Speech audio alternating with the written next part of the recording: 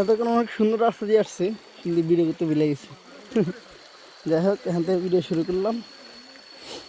সামনে ঝর্ণা হামহাম, দেখি কত দূর।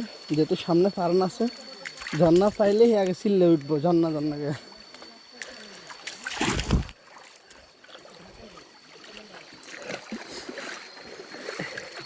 এই হচ্ছে সেই পাথরের রাস্তা প্লাস পানি। এখান দিয়ে আসলে যাওয়াটা অতটা সহজ না, খানিকটা কষ্টসাধ্য, তবে জায়গাগুলো সুন্দর।